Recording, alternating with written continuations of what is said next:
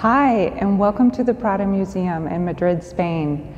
We're here again with our weekly sessions in English, live on the Prado's social media programming, and we're in room that's dedicated, this is room 15A, dedicated to mythological works by Velázquez, and we have a great announcement that yesterday we were able to present the painting Mercury and Argos by Velázquez in its new frame, and this is thanks to a project called Reframing the Prado. Reframing the Prado is supported by American Friends of the Prado Museum that helps the museum in its efforts to adapt, present its paintings in the best possible conditions, and we are very thankful that the entity that has helped us support this project is American Express Foundation, with a grant that we were able to employ to help reframe this work and another series of works here in the museum. So just as of yesterday, we have Mercury and Argos in its very new frame. And the new frame is not only beautiful, a handcrafted timepiece that's much more adequate for the painting, but it also serves a really great purpose of changing how we see the painting in itself, because sometime in the past there were additions added on the bottom and on the top of the canvas which affect how we view the composition. It makes the figures retreat into the background. And so when these are covered up by this new frame that is made exactly for these measurements, the main figures of the composition come back out to us. And as yesterday in the press conference that we had, Javier Portus, the curator and expert in Velázquez, so beautifully explained to us is that the additions affected Velázquez's pictorial strategies, his strategies of how to make this painting so lifelike and close to us that it comes back out to the viewer. So that was really important, and I wanted to share with you today. Mercury and Argos, this composition was painted, it's one of the last works by Velázquez. It was painted in 1659. It's a series of, it's the only one painting surviving from a series of 4 mythological paintings that were part of a moment of redecorating the main hall of mirrors in the old Alcázar Palace in Madrid. And this was at a very important moment because the ambassador from France, Mariscal Gramont, was coming to the palace in Madrid to work on the negotiations for the wedding of King Philip IV's oldest daughter, Maria Theresa, to Louis XIV of France. And so at that moment, there was activity of redecorating and the Great Hall of Mirrors, the most important room according to protocol in the palace.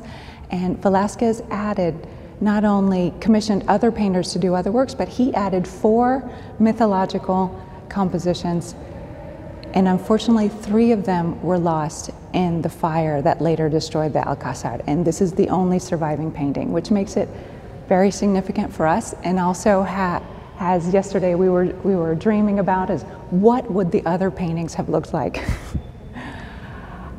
The story of Mercury and Argos is taken from Ovid's Metamorphoses. And it's about a love story, a love affair of Jupiter, Zeus, with a nymph called Io, and she was very beautiful. And Jupiter's wife Hera was jealous, and so she turned her into a cow. Here we go. So we have a cow in the background, and what happened was that Jupiter asked Mercurio, and we recognize him here with the hat with the wings, and he's his messenger, to to go to the island where Io, the cow, is being guarded by the shepherd Argos. And the shepherd Argos is here portrayed as a man. In Ovid's Metamorphoses, he's a shepherd with 100 eyes that never slept.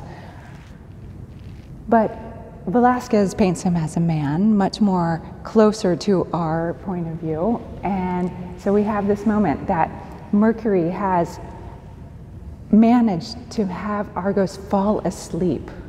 And so we see him in this position with his head down on his chest because he's fallen asleep, thanks to the music that Mercury has been playing. And he's fallen asleep, and Mercury's in a moment that he's bringing out the sheath, bringing out the sword, and he's going to kill Argos so that he takes Io back to Jupiter. Now, as this was one of the latest paintings of Velázquez, we can just admire his virtuosity, how he paints with such liquid brush strokes. Everything is suggested with very loosely. If we see these beautiful strokes here on his sleeves, that it's going towards abstraction. Argos's face is in shadow because of his forehead, so it's all what is in shadow is not completely defined, yet we can see it. Very loose dry strokes. I think that the opening of his clothes here, the vest, is just magnificent and beautiful, and you can see just these exact long liquid brush strokes of Velázquez that puts the highlights in the perfect spots, very few, to make it three-dimensional, that there's an opening there in his vest where he's fallen asleep, and his clothes is kind of wrinkled down, and the knee, the leg and the knee right above this new beautiful frame, it comes out in a great foreshortening and brings us in, and look at those lovely touches of red right there that bring the knee, the flesh to life. And just sitting here admiring this painting before we started this recording, as these brushstrokes are so just magical. Another spot here is his clothes on his sleeve, his right sleeve. Just how the shadow is made with those little black strokes right there, right here. Anyway, I just wanted to point those out. I just think they're absolutely beautiful. And also his technique in that it's so loose and liquid, it's also a technique that's almost brings animation and an illusion of life into the painting because it's there, it's almost moving, and this is part of the magic of Velázquez. Also in the same room, we have our the first edition of Reframing the Prado, which was also thanks to a grant given to American Friends by American Express Foundation. And this was a frame that covers the additions that happened later in Palace to the Spinners, or the Fable of Arachne.